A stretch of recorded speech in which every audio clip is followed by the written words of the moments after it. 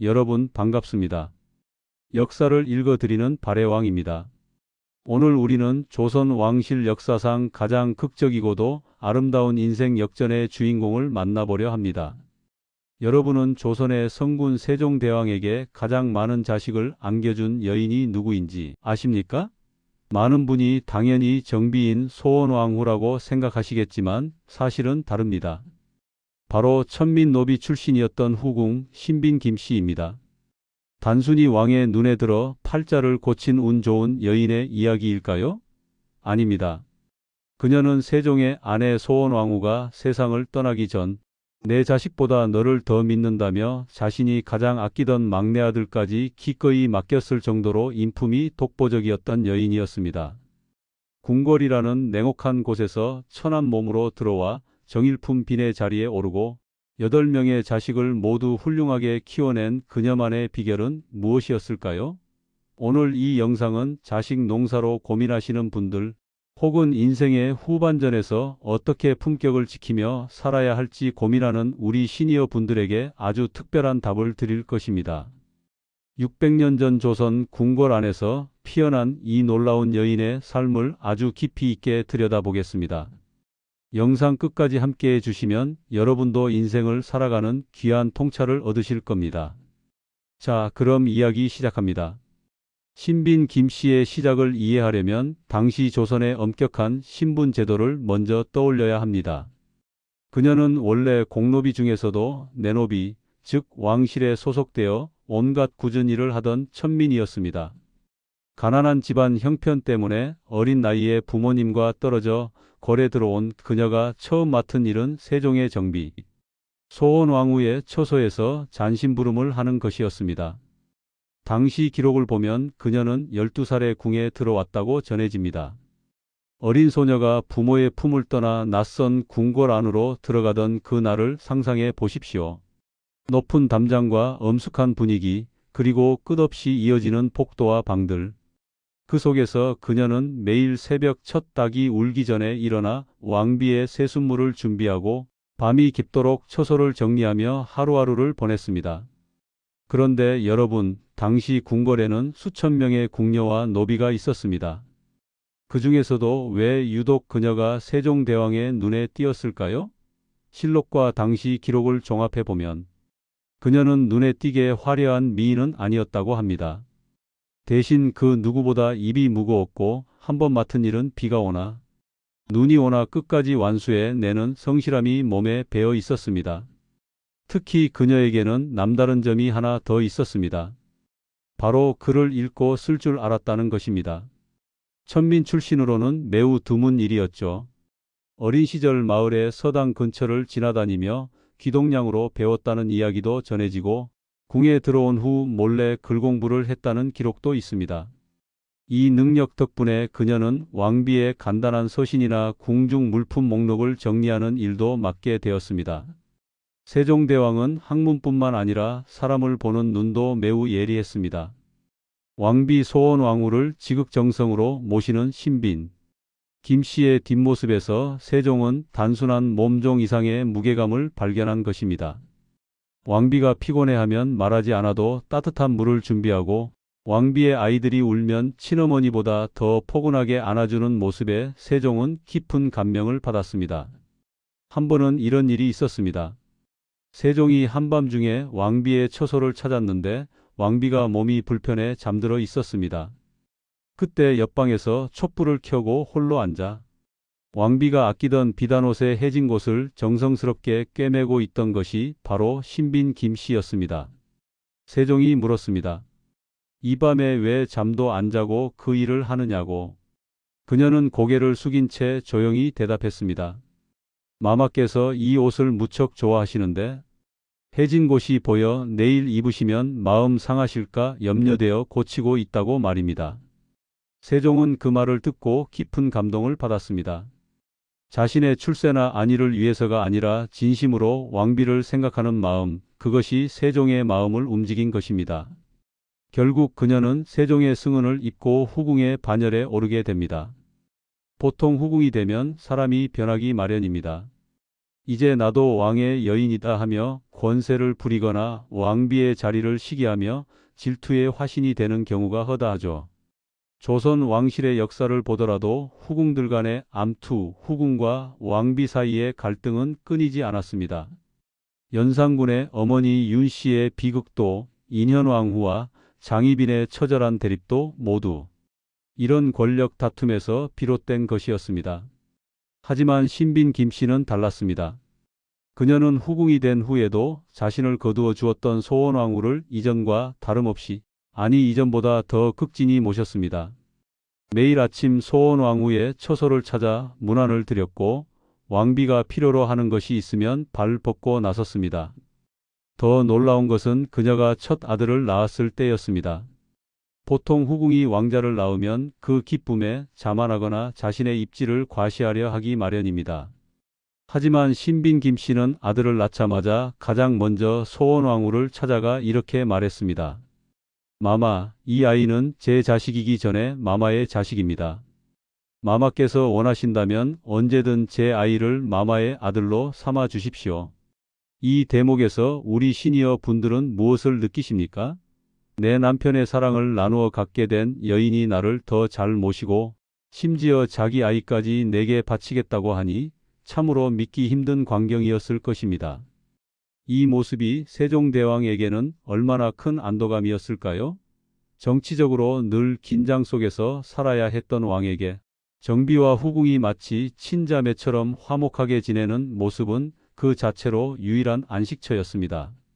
실제로 소원왕후는 신빈 김씨를 단순한 후궁이 아니라 자신의 속마음을 털어놓을 수 있는 동생처럼 아꼈습니다. 궁중의 복잡한 일들, 시어머니인 원경왕후와의 관계, 자식들의 교육 문제 등 왕비로서 겪는 고민들을 신빈 김씨와 나누었습니다. 신빈 김씨는 결코 왕비의 말을 밖으로 흘리지 않았고 언제나 왕비의 편에 서서 조언을 아끼지 않았습니다. 소원왕후가 몸이 약해져 자식들을 돌보기 힘들 때 신빈 김씨는 발 벗고 나섰습니다. 훗날 문종이 되는 세자와 수양대군, 안평대군, 심지어 공주들까지 신빈 김씨를 어머니처럼 따랐다는 기록은 그녀가 얼마나 따뜻한 인품을 가졌는지를 증명합니다. 아이들이 궁궐 안에서 장난을 치다 다치면 신빈 김씨가 직접 약을 발라주고 밤에 악몽을 꾸면 곁에서 자장가를 불러주었습니다. 특히 소원왕후가 죽음을 앞둔 절박한 순간 그녀는 자신의 눈에 넣어도 아프지 않을 막내 영흥대군을 신빈 김씨에게 맡깁니다. 1446년 봄 소원왕후는 병석에 누워 있었습니다. 그녀는 신빈 김씨의 손을 꼭 잡고 이렇게 말했습니다. 내가 떠나면 이 어린 것이 가장 걱정이요. 나보다 당신이 이 아이를 더 잘 키울 것이라 믿소. 부디 내 아이를 당신의 아이처럼 보살펴 주시오. 정비가 후궁에게 자기 자식을 의탁한 이 사건은 조선 역사상 유례를 찾기 힘든 신뢰의 정점이었습니다. 신빈 김씨는 그 믿음에 보답하기 위해 영흥대군을 자신의 친자식보다 더 정성을 다해 길러냈습니다. 영흥대군이 밤에 어머니를 찾으며 울면 신빈 김씨는 밤새 아이를 품에 안고 소원왕후가 불러주던 자장가를 대신 불러주었습니다. 아이가 자라 소원왕후의 얼굴을 기억하지 못할까 걱정되어 매일 밤 소원왕후의 이야기를 들려주었습니다. 이제 우리 시니어 분들이 가장 관심 있어 하실 자식 농사 이야기를 해보겠습니다. 신빈 김씨는 세종과의 사이에서 무려 6남 2녀를 두었습니다. 밀성군, 익형군, 영풍군, 수충군, 영해군, 담양군, 그리고 두 분의 공주님까지. 소원왕후가 낳은 왕자들을 포함하면 신빈 김씨가 직접 키운 자식은 10명이 넘었습니다. 그런데 여러분, 서자로 태어난 아이들의 삶이 얼마나 고달픈지 아시지 않습니까? 아무리 왕의 자식이라 해도 신분의 한계 때문에 늘 주눅들거나 혹은 반대로 비뚤어지기 십상입니다. 왕실의 다른 후궁 소생들을 보면 권력에 눈이 멀어 반역을 도모하거나 형제들과 싸우거나 혹은 술과 여색에 빠져 방탕한 삶을 사는 경우가 많았습니다. 하지만 신빈 김씨의 아이들은 달랐습니다. 그녀의 교육법은 딱 한마디로 요약됩니다. 바로 겸손이었습니다. 그녀는 자식들이 조금이라도 거만하게 굴면 엄히 꾸짖었습니다. 한 번은 이런 일이 있었습니다. 그녀의 둘째 아들 익형군이 어린 나이에 공부를 게을리하고 궁궐 밖 사냥에만 빠져 있었습니다. 다른 어머니 같았으면 왕자이니 그럴 수도 있다며 봐줬을 것입니다. 하지만 신빈 김씨는 달랐습니다. 그녀는 아들을 불러 무릎을 꿇게 한 뒤 이렇게 말했습니다. 너는 왕의 아들이기 전에 이 어미의 아들이다. 이 어미가 누구냐? 천한 노비 출신이다. 내가 지금 누리는 모든 것은 내 아버지이신 주상 전하의 은혜요. 형님들인 대군들의 너그러움 덕분이다. 내가 만약 교만하고 게으르다면 그것은 내 아버지의 얼굴에 먹칠하는 것이요. 형님들께 누를 끼치는 것이며 무엇보다 이 어미의 가슴에 못을 박는 것이다. 그날 익형군은 어머니 앞에서 눈물을 흘리며 용서를 빌었고 그 후로는 학문에 전념하여 훌륭한 학자로 성장했습니다. 신빈 김씨는 자식들에게 늘 이렇게 가르쳤습니다. 너희는 왕의 아들이기 전에 어머니의 비천한 출신을 잊지 마라. 늘 자신을 낮추고 형님들인 대군들을 깍듯이 모셔야 한다고 말입니다. 그녀는 또한 자식들에게 나눔의 정신을 가르쳤습니다. 왕실에서 받은 녹봉을 모두 자기들만 쓰지 말고 가난한 백성들을 도우라고 했습니다.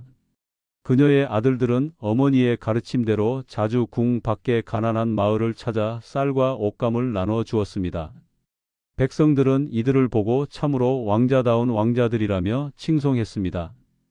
이 교육 덕분에 그녀의 아들들은 단 한 명도 권력 다툼이나 추문에 휘말리지 않았습니다. 오히려 세종의 사랑을 듬뿍 받으면서도 학문에 정진하고 예법을 지켜 종친들의 귀감이 되었습니다. 특히 셋째 아들 영풍군은 시와 그림에 뛰어나 문장가로 이름을 날렸고 넷째 아들 수충군은 음악의 조예가 깊어 세종이 만든 아학 정리 사업에 큰 도움을 주었습니다. 세종대왕이 말년에 안질과 당뇨로 고생하며 눈이 멀어갈 때 그 곁을 밤새 지키며 약을 다리고 말동무가 되어준 것도 바로 신빈 김씨와 그녀의 효성 지극한 자식들이었습니다. 세종의 두 눈이 거의 보이지 않게 되자 신빈 김씨는 매일 아침 저녁으로 약을 직접 다렸습니다.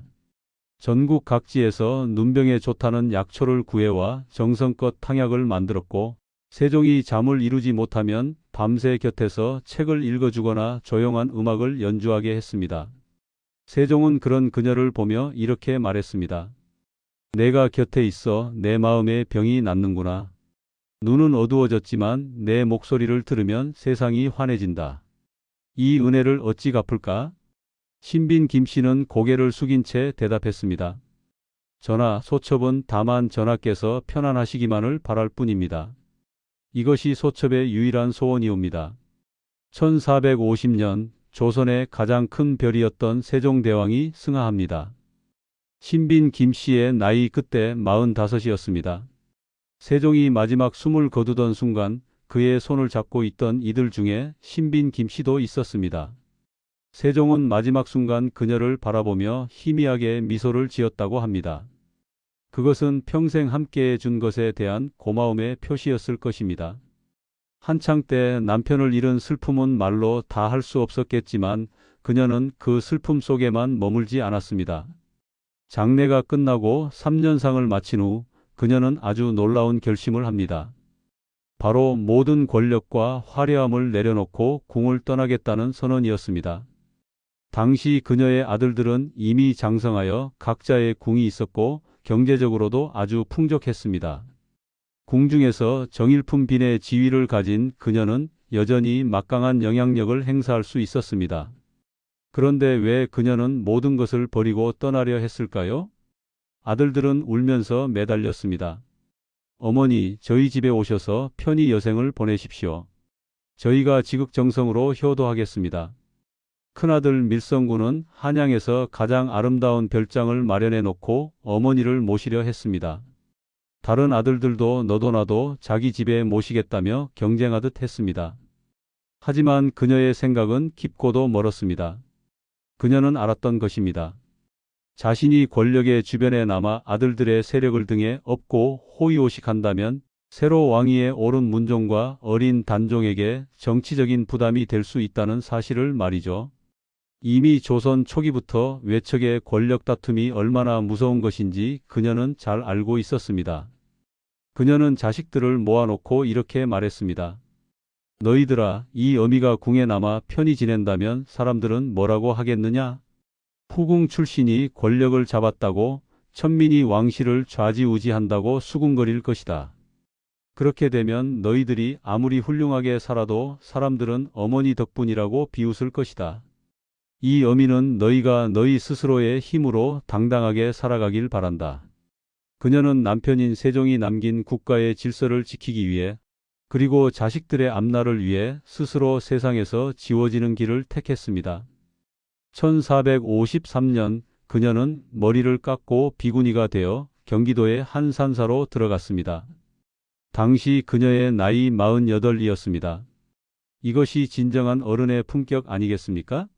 신빈 김씨는 산사로 들어간 후에도 단순히 자신만의 안위를 위해 살지 않았습니다. 그녀에게는 나라에서 주는 넉넉한 녹봉이 계속 나왔지만 그녀는 그 돈을 자신을 위해 쓰지 않았습니다. 대신 가난한 백성들이 굶주린다는 소식이 들리면 쌀을 사고 옷을 지어 보냈습니다. 특히 가뭄이 들어 흉년이 들었던 해에는 자신의 녹봉 전부를 내놓아 근처 마을에 굶주린 백성들을 구제했습니다. 절의 스님들이 말렸습니다. 보살님, 이러시면 안 됩니다. 보살님도 드실 것이 없게 됩니다. 하지만 그녀는 이렇게 말했습니다. 내가 죽으면 죽었지, 백성이 굶어 죽는 것을 보고만 있을 수는 없다. 궁에서 정일품 빈으로 불리던 고귀한 여인이 산사에서는 가장 해진 옷을 입고 수행하며 백성들의 어머니로 남은 것입니다. 그녀는 매일 새벽 종소리를 들으며 남편 세종대왕의 명복을 빌고 나라의 안녕을 기도했습니다. 비록 몸은 궁 밖에 있었으나 그녀의 마음은 언제나 남편의 유지를 받드는 데 있었습니다. 산사에서의 생활은 결코 쉽지 않았습니다. 차가운 겨울밤, 얇은 이불 한 장으로 추위를 견뎌야 했고 검소한 밥상에서 나물과 된장국으로 끼니를 때워야 했습니다. 하지만 그녀는 단 한 번도 불평하지 않았습니다. 오히려 이렇게 말했습니다. 이것이 내가 태어난 신분에 맞는 삶이다. 궁궐에서의 화려했던 세월이 오히려 꿈이었구나. 그녀는 불교에 귀의한 후에도 자식들에게 겸손과 나눔을 강조하며 왕실의 어른으로서 부끄럽지 않은 삶을 이어갔습니다. 아들들이 산사를 찾아와 문안을 드리면 그녀는 언제나 이렇게 당부했습니다. 너희는 왕실의 일원이다. 백성들의 본이 되어야 한다. 절대 교만하지 말고 늘 겸손하게 처신하라. 권력은 물과 같아서 높은 곳에서 낮은 곳으로 흐른다. 너희가 낮은 자세를 유지하면 백성들의 마음이 너희에게로 흐를 것이다. 그녀가 59세의 나이로 세상을 떠났을 때 왕실은 큰 슬픔에 잠겼습니다. 1464년 가을, 단풍잎이 붉게 물든 어느 날 아침, 그녀는 조용히 눈을 감았습니다. 그녀의 임종을 지킨 스님들은 그녀의 얼굴이 마치 잠든 것처럼 평화로웠다고 전합니다. 당시 왕이었던 세조수양대군은 그녀의 죽음을 전해 듣고 나의 진정한 어머니와 다름없던 분이 가셨다며 통곡했습니다. 세조는 즉시 조정회의를 중단하고 산사로 달려갔습니다. 그는 그녀의 영전 앞에서 이렇게 말했습니다. 어머님, 제가 이렇게 왕위에 오를 수 있었던 것도 모두 어머님께서 저희에게 가르쳐 주신 겸손과 인내 덕분입니다. 어머님께서 안 계신 이 세상을 어찌 살아가야 할지 모르겠습니다. 세조는 신빈 김씨가 비록 후궁이었으나 그녀가 보여준 헌신과 자애로움을 기려 장례를 왕비의 버금가는 예우로 치러 주었습니다. 전국의 사찰에서 그녀의 명복을 비는 법회가 열렸고 수많은 백성이 그녀를 추모했습니다. 천민 출신으로 태어나 노비로 살았던 여인이 왕실 전체와 백성들의 진심, 어린 존경을 받으며 생을 마감한 것입니다. 그녀가 남긴 유언도 참으로 인상적입니다. 그녀는 죽기 전 자식들에게 이렇게 당부했습니다. 나를 위해 화려한 장례를 치르지 마라. 검소하게 치르고 그 대신 가난한 백성들에게 나눠주어라. 내가 살아생전 다 베풀지 못한 것이 한스럽구나. 내 무덤도 크게 만들지 말고 작은 돌 하나만 세워라. 거기에는 이렇게만 써라. 세종의 벗, 백성의 어머니 신빈 김씨 여기 잠들다. 여러분, 오늘 신빈 김씨의 긴 삶을 함께 돌아보셨는데 어떠셨나요? 인생은 어디서 시작하느냐보다 어떻게 마무리하느냐가 훨씬 중요합니다. 낮은 노비의 신분으로 시작했지만 그녀는 누구보다 고귀한 성품을 가졌습니다. 남을 탓하지 않았고 주어진 인연에 최선을 다했으며 물러날 때를 정확히 아는 지혜를 가졌습니다. 우리 시니어 분들도 삶의 고비마다 힘들고 억울할 때가 있으셨을 겁니다. 하지만 신빈 김씨처럼 마음의 중심을 잡고 진심으로 사람을 대하며 성실히 살아가다 보면 결국 그 진심은 통하고 복은 돌아오기 마련입니다. 자식 교육 또한 지식보다 인품이 먼저라는 것을 그녀는 온몸으로 증명해 보였습니다. 신빈 김씨의 삶에서 우리가 배울 수 있는 교훈은 이것입니다. 첫째, 자신의 출신이나 과거에 얽매이지 마십시오. 중요한 것은 지금 이 순간 어떻게 사느냐입니다. 둘째, 다른 사람을 질투하거나 시기하지 마십시오. 자신의 자리에서 최선을 다하면 됩니다. 셋째, 자식을 키울 때는 겸손을 가르치십시오. 교만한 자는 결국 넘어지기 마련입니다. 넷째, 물러날 때를 아십시오. 욕심을 부리다가 모든 것을 잃는 것보다 적당한 때에 내려놓는 것이 진정한 지혜입니다. 오늘 이 이야기가 여러분의 가슴속에 따뜻한 위로와 지혜의 한 조각이 되었기를 바랍니다. 여러분은 신빈 김씨의 삶 중에서 어떤 부분이 가장 기억에 남으시나요? 소원왕후를 향한 의리인가요? 아니면 자식을 향한 엄한 가르침인가요? 혹은 권력을 내려놓고 떠난 그 결단력인가요? 댓글로 여러분의 소중한 고견을 나눠주세요. 저 발해왕은 여러분의 댓글 하나하나를 읽으며 소통하는 것이 가장 큰 기쁨입니다. 오늘 영상이 유익하셨다면 주변의 소중한 친구분들께도 공유해 주시고 구독과 좋아요로 이 채널을 응원해 주십시오. 여러분의 응원이 있어야 제가 더 깊이 있는 역사 이야기를 들고 올 수 있습니다. 긴 시간 시청해 주셔서 진심으로 감사합니다. 지금까지 발해왕이었습니다. 건강하십시오.